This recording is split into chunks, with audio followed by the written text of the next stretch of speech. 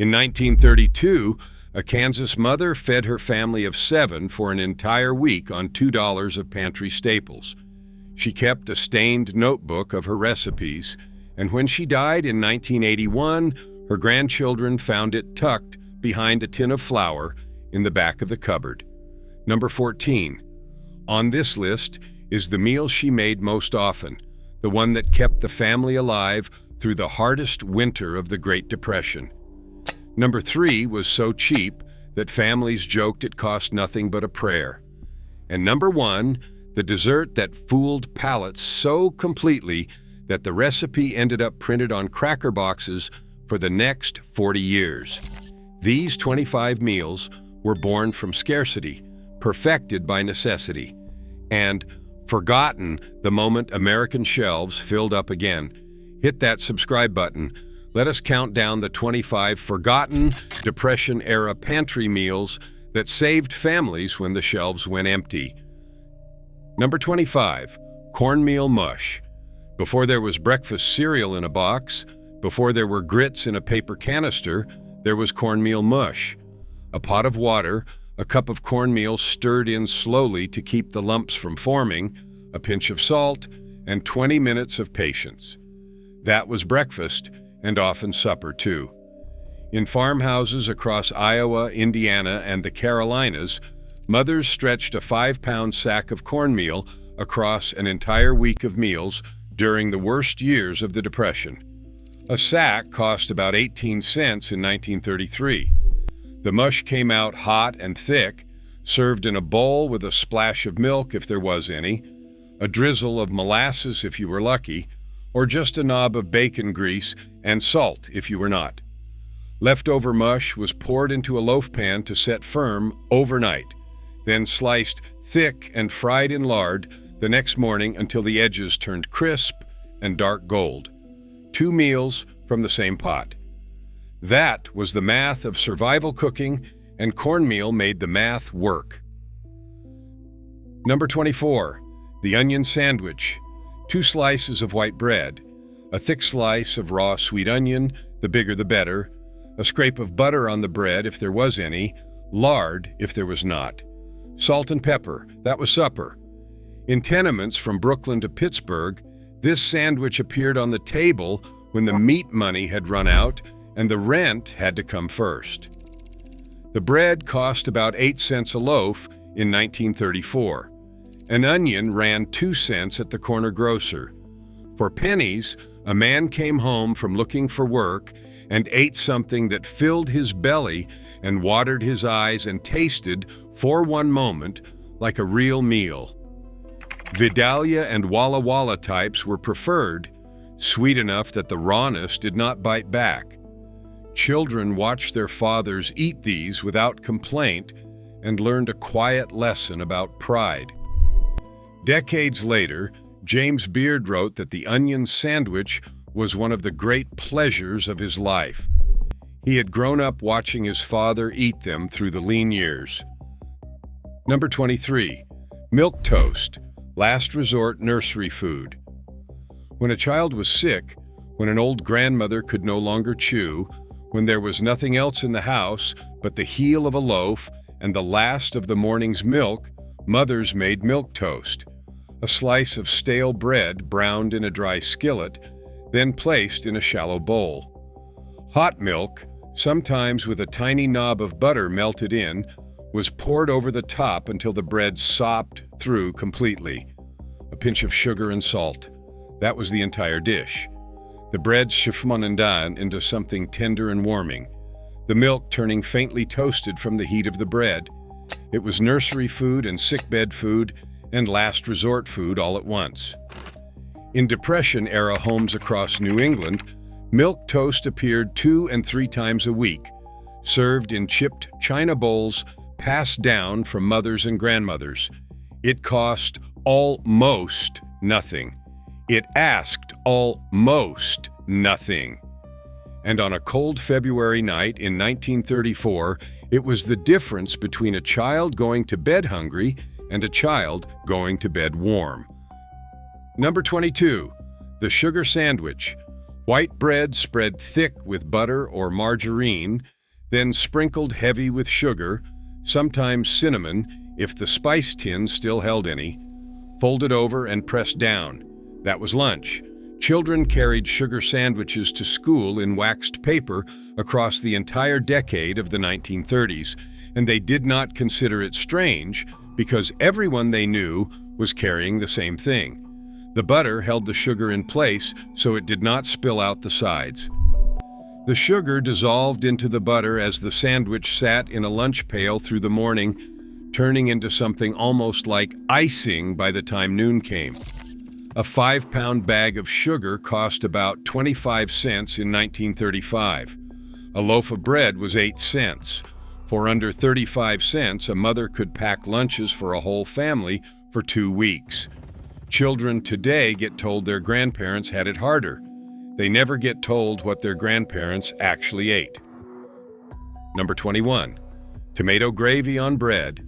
A spoonful of bacon grease in a cast iron skillet. A spoonful of flour stirred in until the color of strong tea. A can of crushed tomatoes poured in slowly with the juice. Salt, pepper, and a pinch of sugar to take the bite off. The whole skillet bubbled into a thick, savory red gravy in 5 minutes flat. It was poured over toast, biscuits, or just torn pieces of day-old bread. This was the meal that made canned tomatoes the most valuable item in a Depression pantry. A can cost about 9 cents at any general store, and a single can stretched into supper for 4 people when poured over enough bread. The acidity of the tomatoes cut through the heavy fat of the bacon grease, and the flour bound it all into something that clung to the bread instead of running off. In Tennessee, Kentucky, and northern Alabama, tomato gravy on biscuits appeared on dinner tables 5 nights a week throughout the worst years. Today, nobody makes it. Nobody even remembers it existed. Number 20. The mayonnaise sandwich. This one is harder for modern Americans to swallow than any other on this list. 2 slices of white bread, a generous swipe of mayonnaise, maybe a sprinkle of salt and pepper. That was a complete meal in millions of working-class households throughout the 1930s. Hellmann's mayonnaise had hit grocery shelves in 1912, and by the Depression, it was the cheapest fat and protein delivery system in America. A jar cost about 20 cents and lasted a household 2 weeks if rationed properly. Children ate mayonnaise sandwiches in school cafeterias across the South. Field hands packed them in pails for lunch breaks under the noon sun. The mayonnaise softened the bread slightly, turning the whole sandwich pliable and almost custardy at the edges. There was no shame in it because there was no alternative. Today, food writers occasionally rediscover the mayonnaise sandwich as a Southern curiosity. They do not understand. It was once the most common lunch in America. Number 19. Bean soup. Just dried beans, whatever kind sat in the pantry sack, simmered in water with an onion, a bay leaf if you had one, and whatever scrap of cured pork you could find at the bottom of the salt box. Cooked low and slow for 3 or 4 hours until the beans broke down at the edges and thickened the water into a broth that tasted of pork fat and slow time. A pound of dried navy beans cost 8 cents in 1933. The same pound fed 6 people for 2 days. The broth turned pale brown and silky, almost creamy without any cream at all. Children dipped cornbread into it until the bowls were polished clean.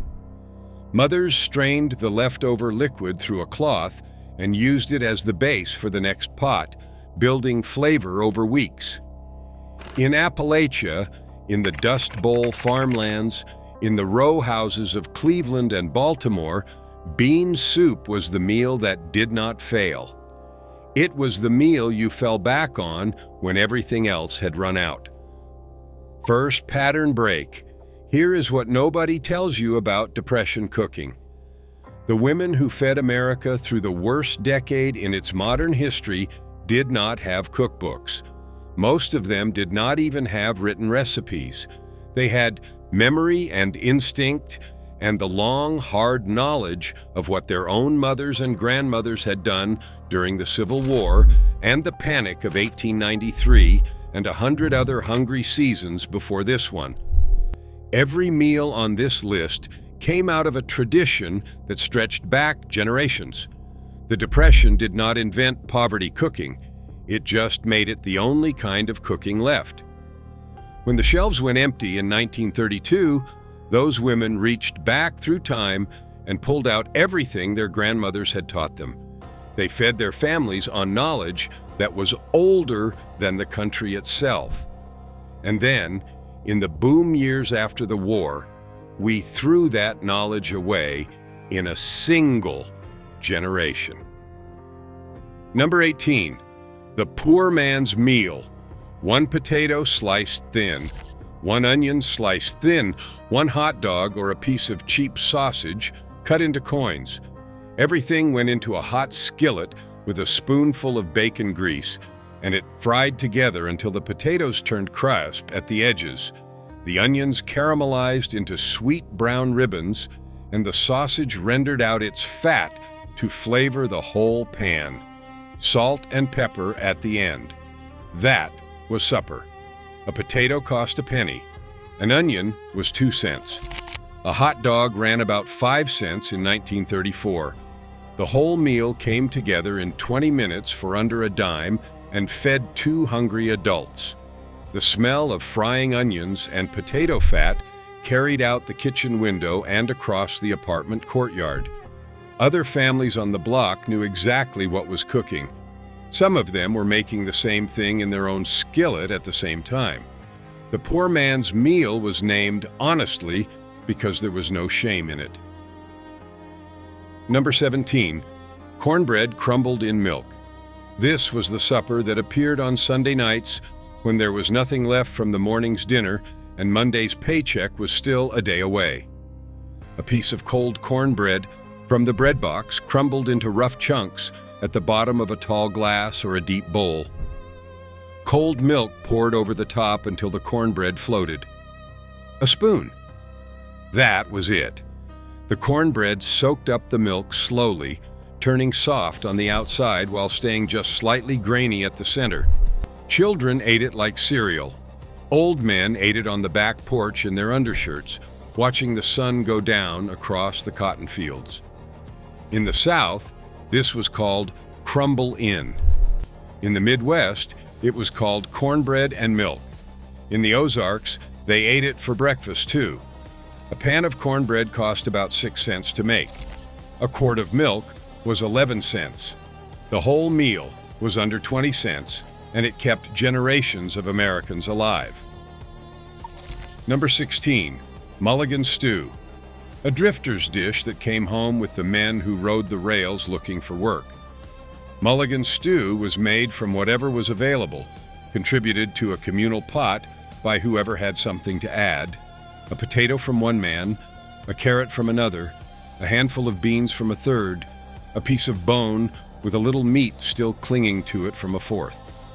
Everything went into a tall pot over an open fire in a hobo camp at the edge of a rail yard, simmered with water and salt until the whole thing turned into a rough peasant stew that tasted of smoke and survival.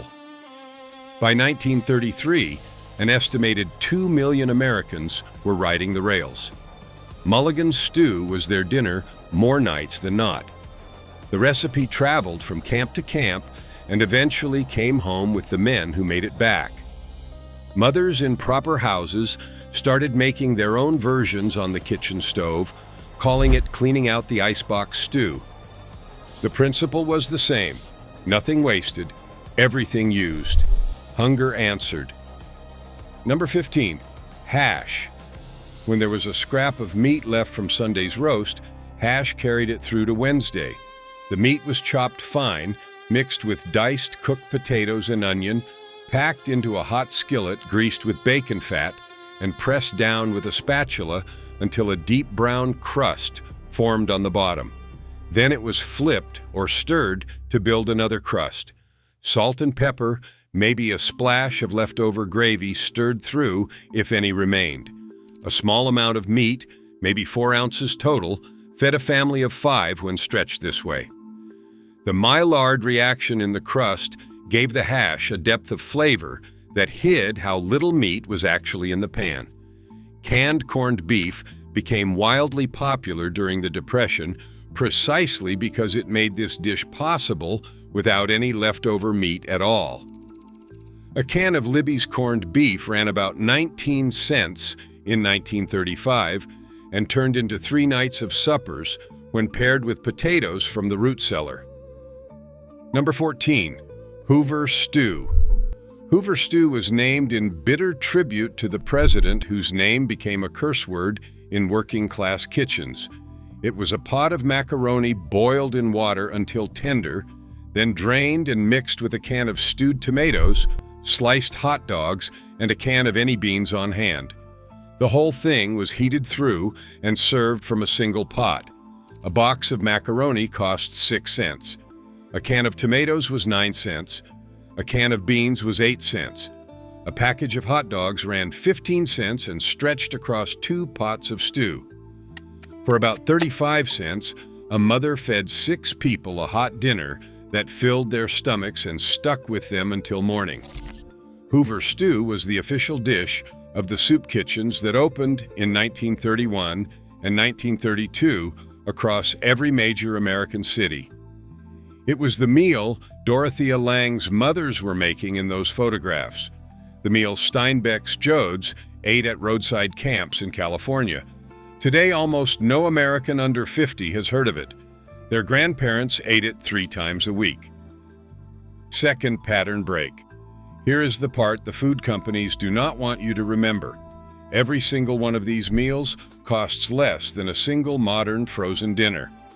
A bowl of Depression-era bean soup with bacon, the onion, and cornbread on the side costs about $1.40 to make today using current grocery prices.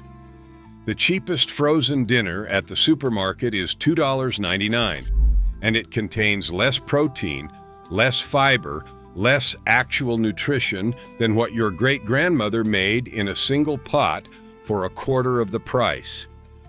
We were sold a story about convenience. The story was that we did not have time anymore to soak beans overnight. The story was that fresh ingredients were too expensive. The story was that a microwave meal was somehow modern and a pot of soup was somehow primitive. The story was a lie. The food industry needed us to forget how to cook because cooking is the one thing they cannot mark up. Beans cost what beans cost. They cannot brand a navy bean. Number 13. Salmon loaf. A tall can of pink salmon, drained, bones and skin and all, mashed up in a mixing bowl with crushed saltine crackers, an egg, a finely chopped onion, and a splash of milk. Pressed into a loaf pan and baked at 350 degrees for 45 minutes until the top turned firm and golden. A can of pink salmon cost 19 cents in 1936, and a single can fed a family of 5 when bound together this way. The crackers stretched the fish, the egg held everything together, and the bones from the salmon, soft enough to crush with a fork, added calcium that nobody knew about and everybody benefited from. Served with a lemon wedge if you had one, or a spoonful of vinegar mixed with melted butter if you did not. Salmon loaf was Friday night supper in Catholic households, where Friday meant no meat. It tasted nothing like fresh salmon, which most Americans had never eaten anyway. It tasted like dinner. Number 12. Creamed chipped beef on toast. Soldiers brought it home from the trenches of World War I and called it by an unprintable name. By the Depression, every American mother knew it as creamed chipped beef and made it at least once a week. Thin slices of dried, heavily salted beef came in small glass jars for about 12 cents in 1934. The beef was torn into strips and stirred into a thick white sauce made of butter, flour, and milk, then poured over slices of toasted white bread. The salt of the dried beef seasoned the sauce without any additional effort. The sauce, called a basic bechamel by the cookbook writers nobody read, soaked into the toast and turned the whole plate into something hot and creamy and filling. A jar of dried beef stretched into 3 suppers. The bread came from the bread box. The milk and flour and butter were already in the house. This was the meal that taught a whole generation of American children what a cream sauce tasted like. Number 11. Mock chicken. Cheaper cuts of pork or veal were chopped and mixed with seasonings until they tasted, when properly cooked, like roast chicken. Some versions used ground pork shaped onto skewers and dipped in seasoned breadcrumbs. Others used a slice of pork loin, breaded and fried hard. Either way, the goal was the same. A family that could not afford a chicken, which cost about 28 cents a pound in 1933, could buy a pork shoulder for 11 cents a pound and turn it into something that occupied the same place at the dinner table that chicken would have. The seasoning blend, salt, pepper, sage, and a pinch of poultry seasoning, was what made the trick work. Children who had never tasted real chicken often did not know the difference. Children who had tasted real chicken pretended not to know the difference because they understood the silent rules of a poor household.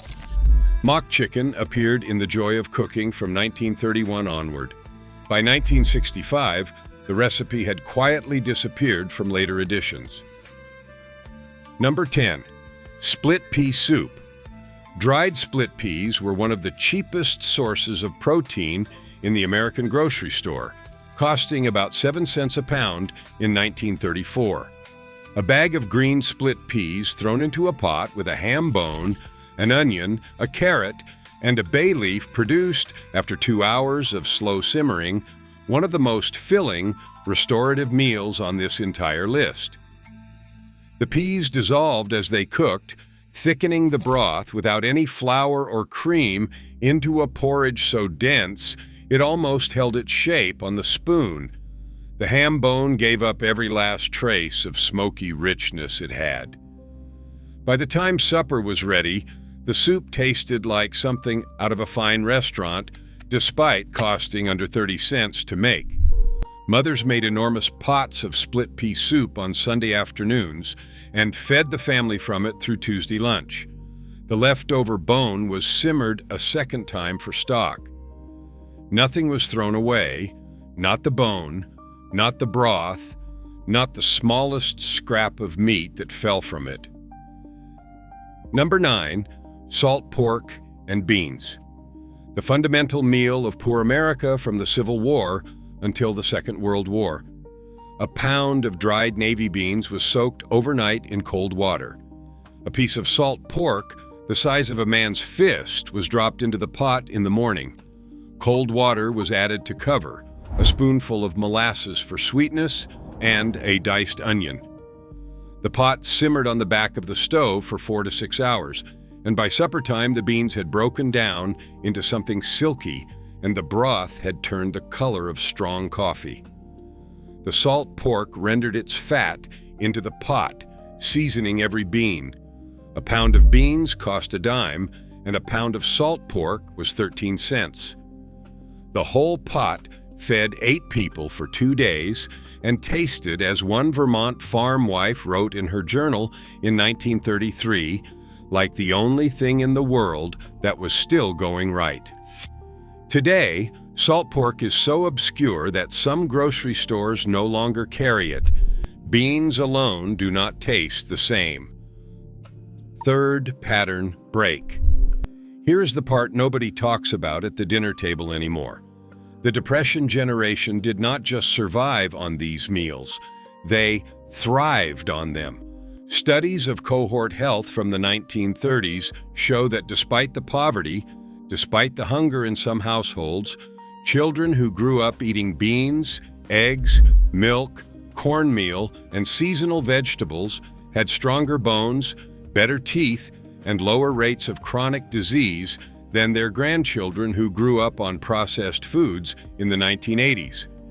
Nutritionists now call the Depression diet, with its high fiber, modest protein, and lack of sugar, one of the healthiest dietary patterns in modern American history. The people who ate this way were not eating poorly. They were eating in a way that we have spent 80 years and billions of dollars trying to get back to, with elaborate diet books and expensive supplements. Their grandmother already had the answer. She just called it supper.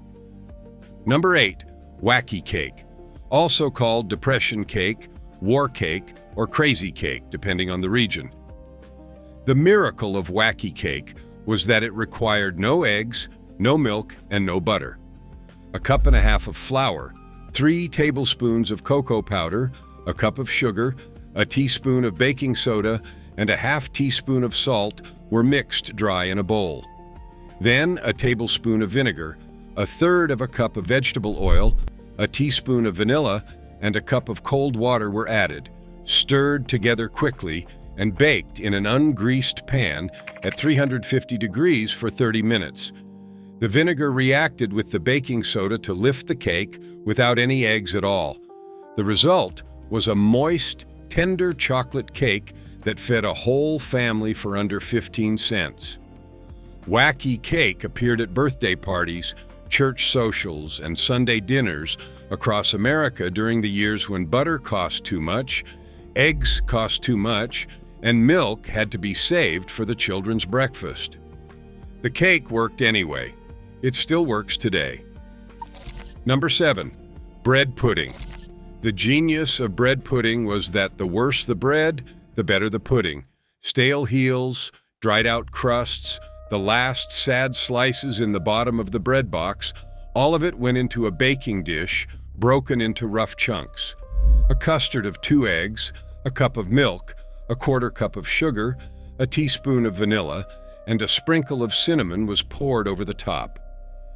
Raisins, or whatever dried fruit was in the cupboard, were scattered through.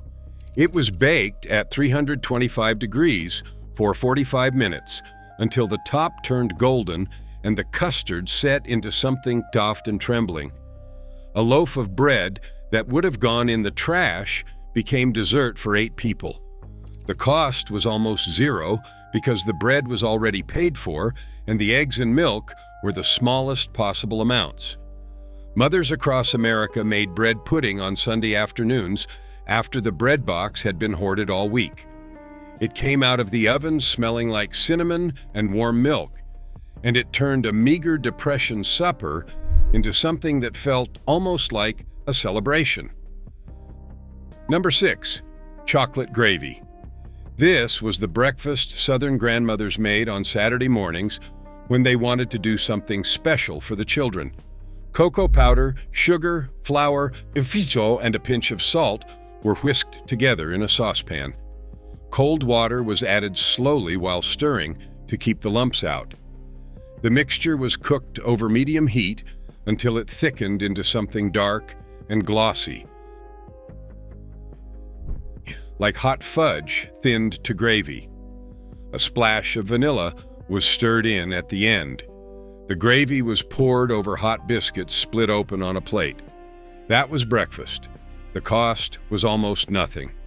Cocoa powder, which had been industrially produced and cheaply available since the 1890s, cost 11 cents for a small tin that would last a household 2 months. The flour and sugar were already in the house.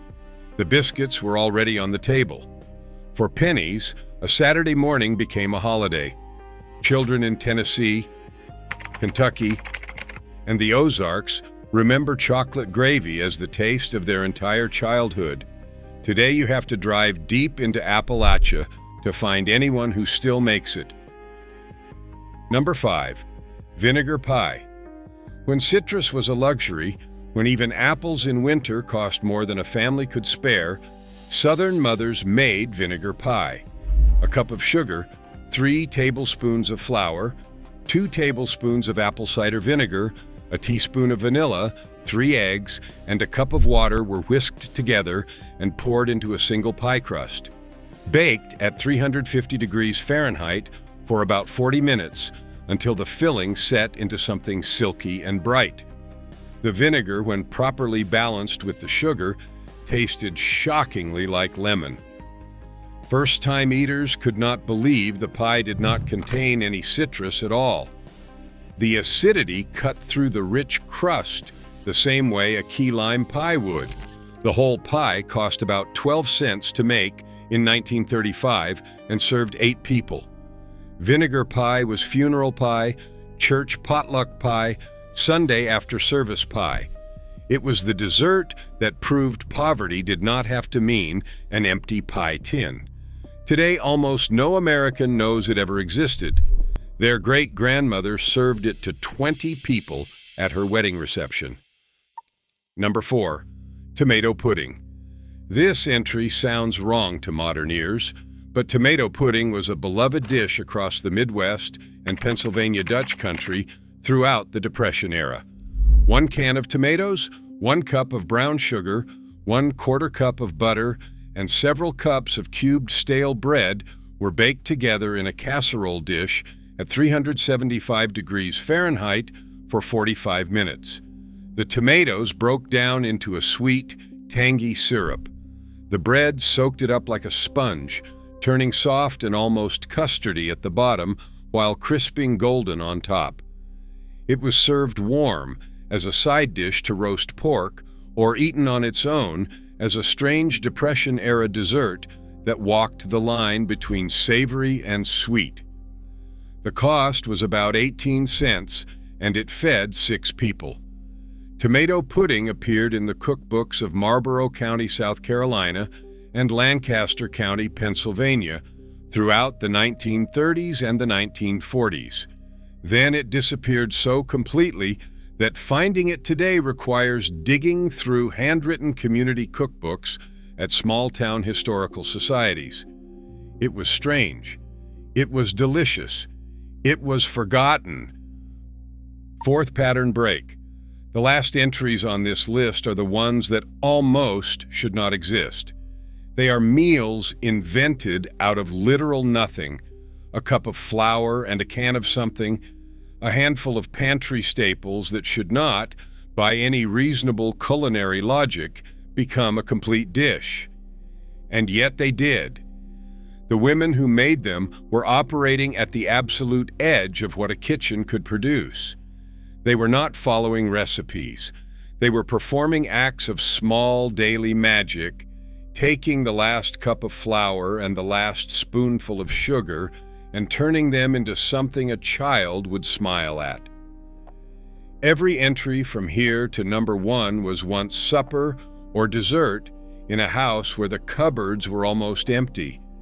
Every one of them shows how close to the edge the Depression generation lived, and every one shows how skillfully they refused to let that edge become a fall. Number 3. Water pie. The pie that cost nothing but a prayer. A single pie crust pressed into a pie tin. 1½ cups of plain water poured directly into the crust. 1 cup of sugar mixed with 5 tablespoons of flour, sprinkled evenly over the water.